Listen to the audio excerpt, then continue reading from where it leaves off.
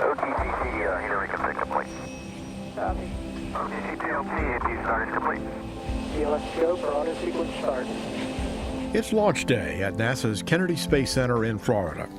The space shuttle is on the launch pad, the astronauts are aboard, and the countdown is clicking steadily backwards.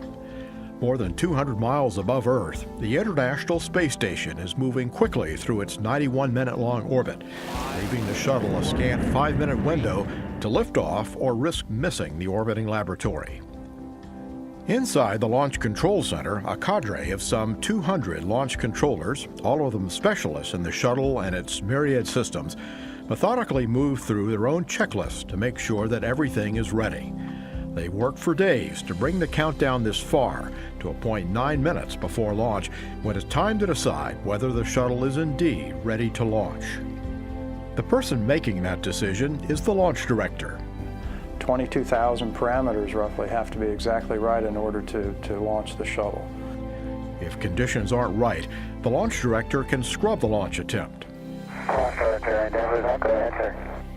Okay, Zambo, well, you heard all that. You know, we tried really hard to work the weather. It was just too dynamic. We got feeling good there at one point, and then it filled back in, and we just were not comfortable with launching the space shuttle tonight. So we're going to go into a 24-hour scrub. Thank you all for the effort you all put in tonight. We'll see you back again tomorrow night, and we hope the weather's a little bit better. Sometimes a problem isn't seen until the last seconds of a countdown, and the computerized ground launch sequencer aborts the launch. It's running. 3, 2, 1, and have main engine cut off. GLS safing is in progress. GLS safing is in progress. Path 101, DFS loaded to 102, LED shows 1. Airfield charges. GLS fire detector status. No MBS fire detectors were tripped, and our primary safety is...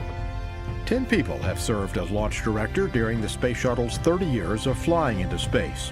For each, launch day became the ultimate test of their skills and decision-making.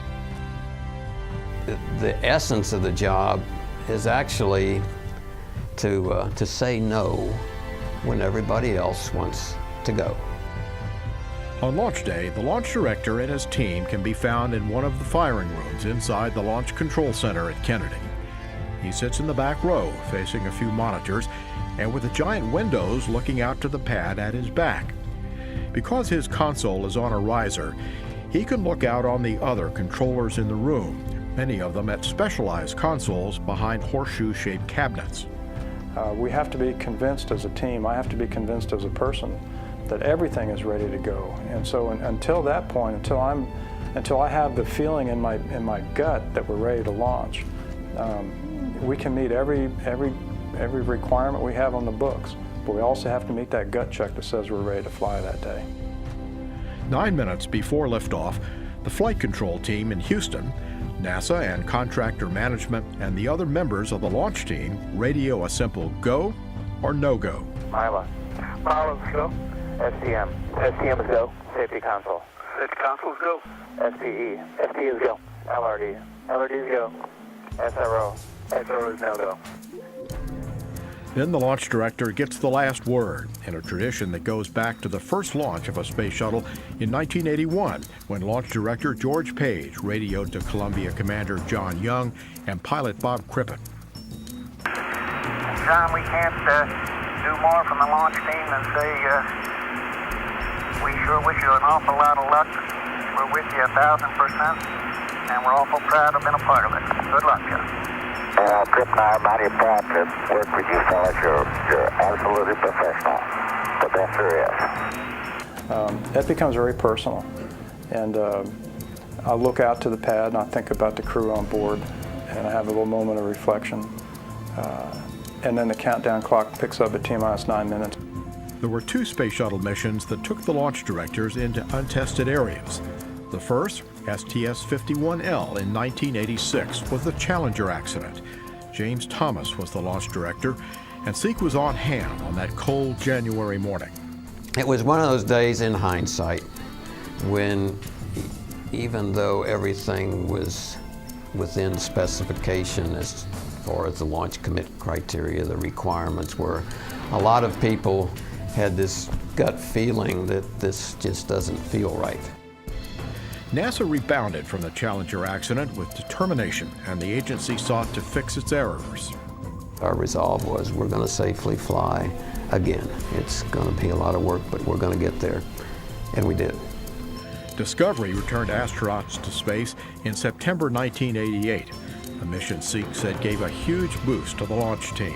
The start, in this case, or the rebirth of the shuttle program, because the mission, the flight, its performance proved that we had fixed all of those items that we should have fixed in the Challenger. In 2003, Leinbach was called into recovery service after Shuttle Columbia broke apart during re-entry over Texas and Louisiana.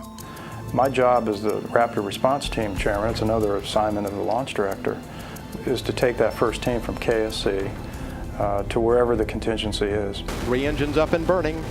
3, 2, 1, and liftoff of Space Shuttle Discovery, beginning America's new journey to the Moon, Mars, and beyond. And the vehicle has cleared the tower.